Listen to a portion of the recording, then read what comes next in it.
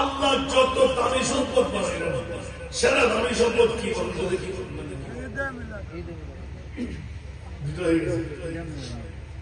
কেউ বলে যে নবী, মিলাদুল্লাহ আমি কোন তফসিলে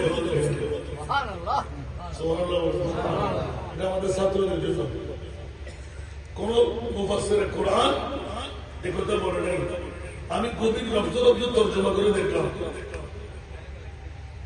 আমার আল্লাহ বলতে লাগলেন ঈদ বাআসা ফীহিম রাসূলা, নবী নই, আমার নবীর আগমন।